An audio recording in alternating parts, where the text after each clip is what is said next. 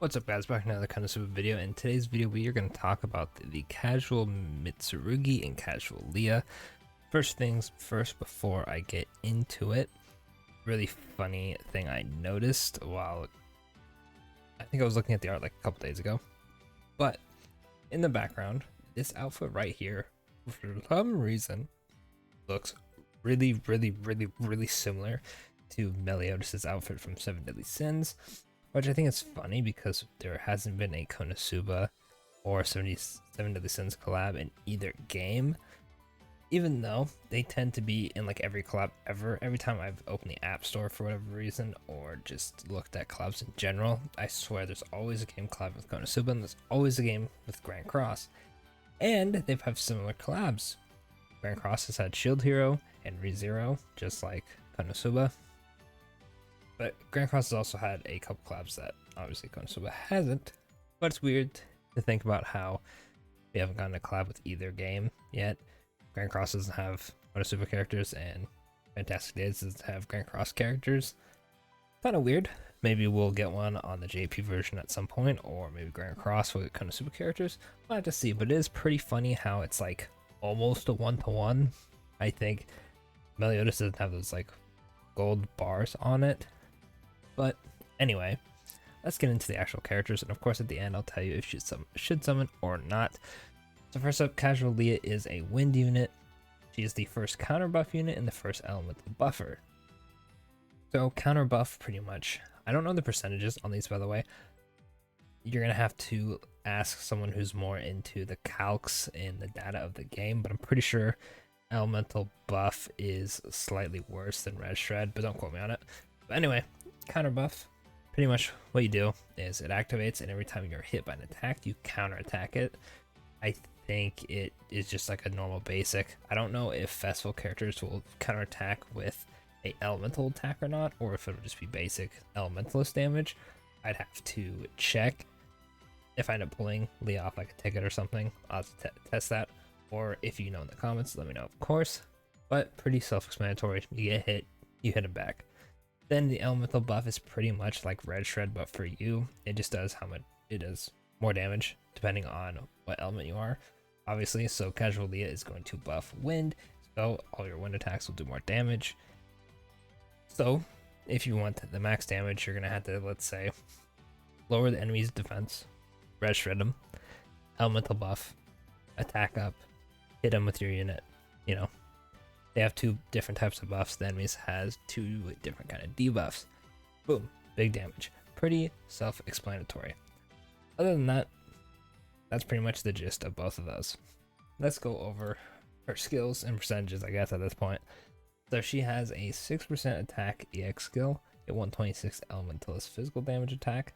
She has a 162 single target wind physical damage and the wind damage buff, and then she has a 170 that turns into a 280 if she's above 7% HP, and that is the counter buff.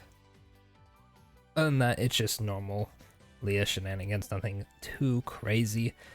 This isn't a bad unit though, because since she's the first of her kind on two different things, not like anyone else can really replicate or replace her, so that's already value right there. Next is Mitsurugi, who unfortunately is not as well off as Leah is.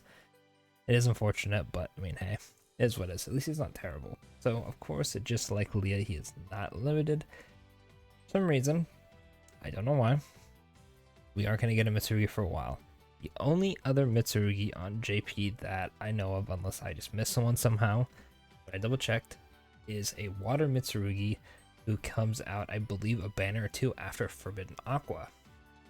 Note, we right now are at our 1.5 anniversary. Wiz, Megami, and Veneer were technically supposed to be 1.5, right? Even if we give them a bit of doubt and say 1.5 was Veneer and them back then, and we say 1 year later, we would get Leah, Erica, and Cielo. They were like, I think, what, 1, 2, 3, 4-ish banners or something like that. 3 or 4 banners after them was Forbidden Aqua. And then I think a banner or two after that was Mitsurugi. That is a long time.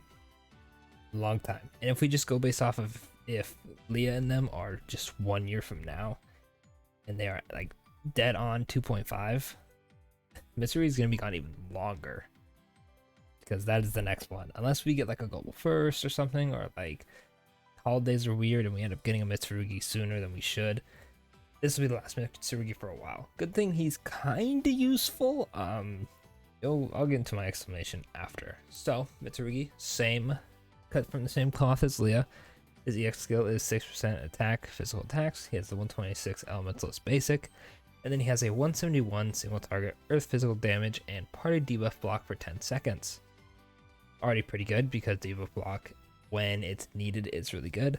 And then he has a 164 that turns into a 219 single target earth physical damage. Of course, he has to be above 7% HP to get this, and a party 20% ultimate gauge charge.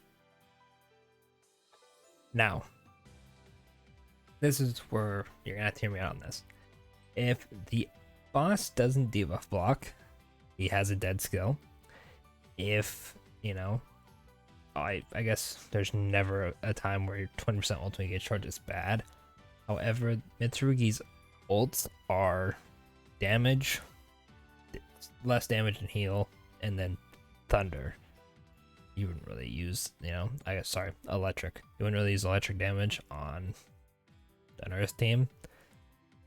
You also would want to heal, because the other two earth units that you're going to be using are Veneer and Mel. If you don't have Veneer, this Mitsurugi is probably going to be way better for you than if you are using Veneer. So I have Veneer, right?